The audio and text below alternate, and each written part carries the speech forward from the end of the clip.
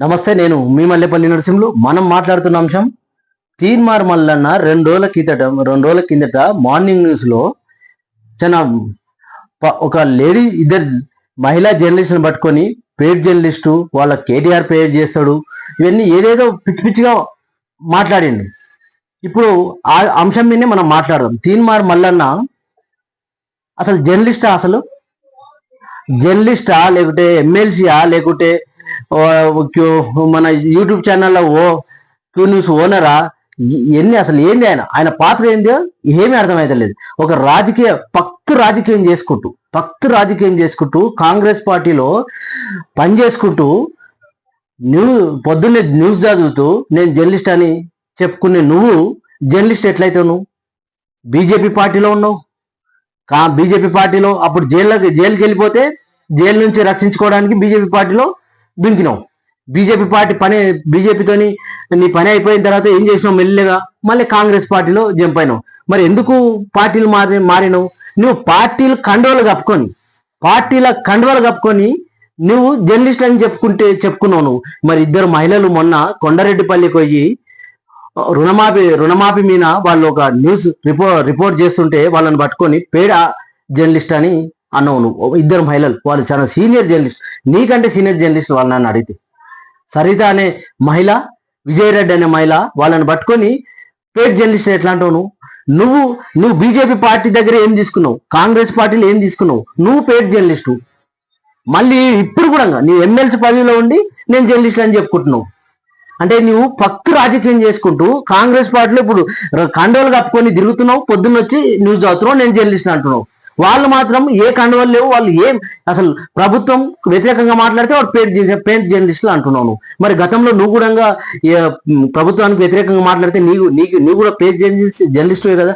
నీ అంత పక్తు రాజకీయాలు వాళ్ళు జర్నలిస్టు వాళ్ళైతే చేస్తలేరు. ఎందుకంటే పార్టీలలో నుండి ఈ దేశంలో పార్టీలలో ఉండి జర్నలిస్ట్ గాని చెప్పుకునే ఏకైక వ్యక్తి ఒక తీన్మార్ మల్లన్ననే. నువ్వు కాండోలు మారుస్తావు, పార్టీలలో ఉంటావు, రాజకీయం చేస్తావు, నేను జర్నలిస్ట్ అంటావు. ఇట్లాంటి జర్నలిస్ట్ ఈ దేశంలో ఎక్కడ లేడు. చూద్దాం నువ్వు మాట్లాడిన మాటలు, ఒకసారి ఆ రోజు మాట్లాడిన మాటలు చూద్దాం. ఆ మహిళా జర్నలిస్ట్ పైన ఏం పిచ్చి పిచ్చి మాటలు మాట్లాడినావు. 82% మంది ఇది సోషల్ మీడియా ద్వారా కాంగ్రెస్ పార్టీ ఎన్టీ రామారావు ఫేక్ ఏది మన కేడీ మీడియా ఉందా దాన్ని ఉచ్చరిస్తుంది. క్లారిటీ ఇవ్వాల్సిందే.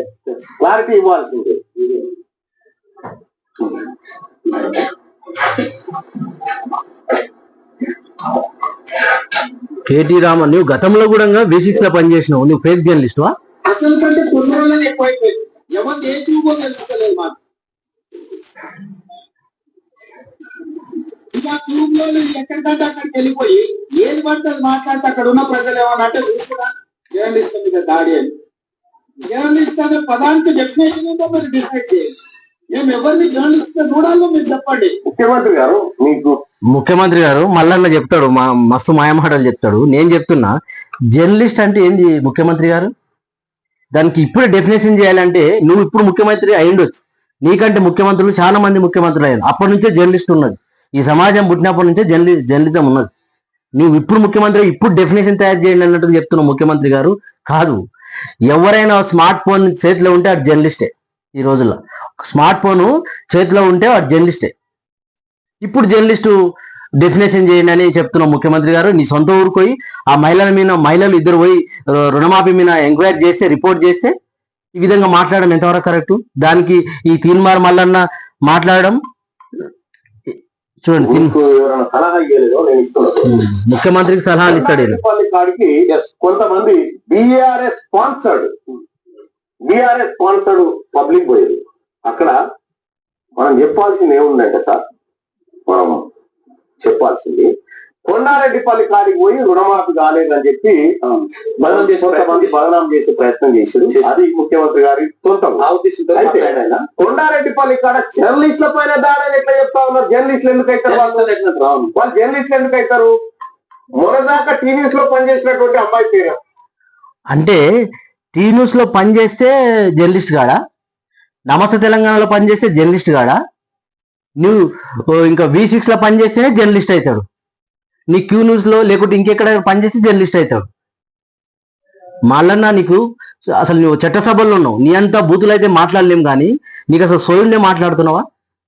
చట్టసభల్లో ఉన్నావు, మేము గౌరవం ఇవ్వాలి నీకు, చట్టసభల్లో ఉన్నావు కాబట్టి. వాళ్ళు సరిత అనే అమ్మాయి టీవీ న్యూస్ లో పనిచేస్తే జర్నలిస్ట్ ఎందుకు కాదు అంటున్నా. నీలాక కండువ అయితే కప్పుకోలేదు. సరిత అనే మహిళా జర్నలిస్టు, విజయరెడ్డి జర్నలిస్టులు నీలాగా బీజేపీ కండువ, నీలాగా కాంగ్రెస్ కండువలు కప్పుకొని ఎక్కడ రిపోర్ట్ చేయలేరు. నువ్వు పక్తు రాజకీయాలు చేసి కండువలు కప్పుకొని నువ్వు జర్నలిస్టు అని చెప్పుకొని డబ్బులు గుమ్ముకున్న సంగతి తెలుసు, ప్రజలకు తెలుసు ఈ విషయం. ఇప్పుడు కూడా పొద్దున న్యూస్ అవుతా పొద్దుంతా కండువలు కప్పుకుంటావు. మరి వాళ్ళ ఆ జర్నలిస్టులు అయితే అట్లా చేయలేరు. మల్లన్న గారు వాళ్ళ మీద నువ్వు వాళ్ళు పేరు జర్నలిస్ట్ అనడం కాదు అది. జీతం ఇచ్చేది కేటీ రామారావు.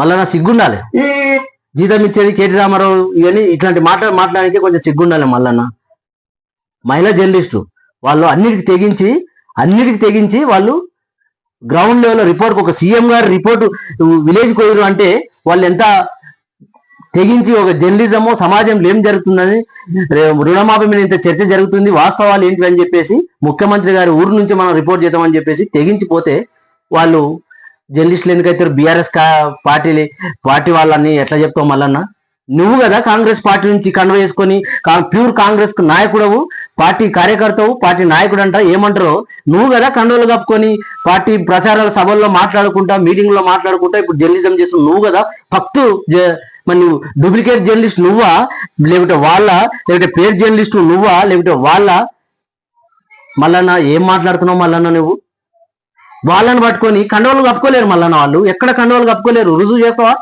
నువ్వు వాళ్ళు ఎక్కడన్నా పార్టీ కండువలు, ఏ పార్టీ కండువలు అన్నా కప్పుకుంటే ఇదే విజయరెడ్డి జర్నలిస్టు, మిర్రాజ్ జర్నలిస్టు విజయరెడ్డి గారు, ఆమె గతంలో రేవంత్ రెడ్డి గారు కూడా సపోర్ట్ చేసింది, తెలుసు కదా మల్లన్న నీకు.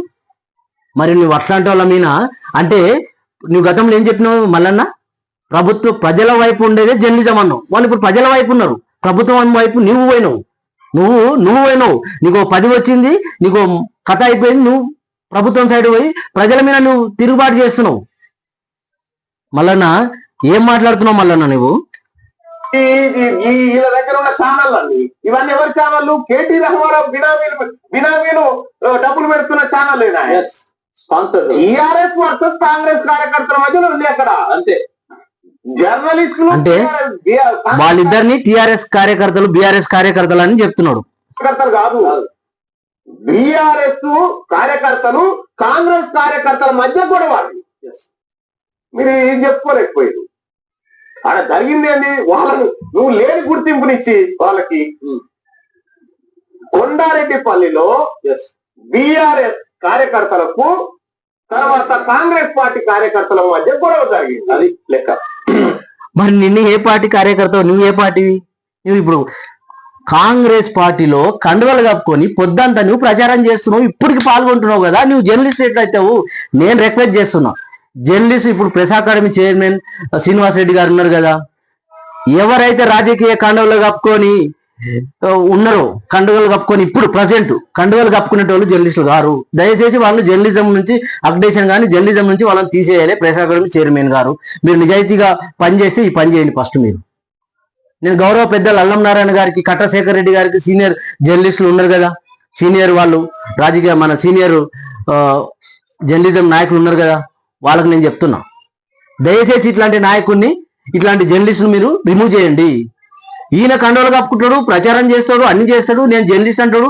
వాళ్ళు ఏ కండువలు కప్పుకోలేరు, ఎక్కడ ఏం చేయాలి, ప్రజల కోసం పనిచేస్తే వాళ్ళను బీఆర్ఎస్ పార్టీ కండువలు కప్పుకో కేటీ రామారావు మనసులు అంటాడు ఏంది ఈయన? అంటే నువ్వు గతంలో రేవంత్ రెడ్డి దగ్గర ఉండి కూడా పనిచేసి నువ్వు రేవంత్ రెడ్డి గారు నీకు ప్యాకేజీలు ఇచ్చిందా? నీ పేరే ప్యాకేజీలో మళ్ళన్నా బీజేపీలో ప్యాకేజీ అయిపోయిన తర్వాత కాంగ్రెస్కి వచ్చినావు. కాంగ్రెస్ లో ఇప్పుడు కాంగ్రెస్ మీద కూడా మంత్రి పదవి కోసం తిరుగుబాటు చేసినావు. మల్లన్న లేదే కాంగ్రెస్ లేదు, మల్లన్న లేదే సీఎం రేవంత్ రెడ్డి గెలవలేడు అని చెప్పుకుంటున్నావు. మల్లన్న ఈ బుద్ధి దక్కిన మాటలు బంద్ చేసి ఆ ఇద్దరు మహిళలను పేరు జర్నలిస్ట్ అన్నావు కదా, వాళ్ళకు సారీ చెప్పు. నువ్వు వాళ్ళు చాలా నిజాయితీగా పనిచేస్తున్నారు ఆ మహిళలు ఇద్దరు, వారికి సారీ చెప్పు. ఆ కొండరెడ్డిపల్లిలో ఏం జరిగింది రాజకీయంగా వాళ్ళు చూసుకుంటారు, కానీ వాడు బీఆర్ఎస్ పార్టీ వాళ్ళు ఇవన్నీ ఫేక్ మాటలు. మల్లన్న సారీ, నువ్వు అర్జెంట్గా ఆ మహిళలు ఇద్దరు క్షమాపణ చెప్పు. నువ్వు రాజకీయాలలో ఉంటావా, జర్నలిజంలో ఉంటావా, క్యూ న్యూస్ లో వార్తలు చదువుతావు, ఇమ్మూడిట్లో డిసైడ్ చేయి. ఎమ్మెల్సీ పదవి చేస్తావా? ఎమ్మెల్సీ జీతం తీసుకుంటా సిగ్గు లేకుండా ఎమ్మెల్సీ పదవి 2,75,000 జీతం తీసుకుంటూ ఇప్పుడు జర్నలిజం చేస్తూ ఇప్పుడు మళ్ళీ రాజకీయం చేస్తూ ఎంత జనాన్ని గాబర పట్టిస్తున్నావు మళ్ళా నువ్వు మాయమాట ఎందుకు నీకు ఇష్టం వచ్చిన మాటలు వస్తాయి, ఏమని చెప్తే ప్రజలు నమ్ముతారనే ఉద్దేశంతోనే నువ్వు రాజకీయం అన్న చెయ్యి, ఎమ్మెల్సీ పదవుల్లో నుండు లేదా జర్నలిజం అన్న చెయ్యి. ఈ మూడిట్లో ఏదన్నా డిసైడ్ చేసుకో మళ్ళన్నా. Please subscribe DNR TV. నేను మీ మల్లెపల్లి నరసింహ.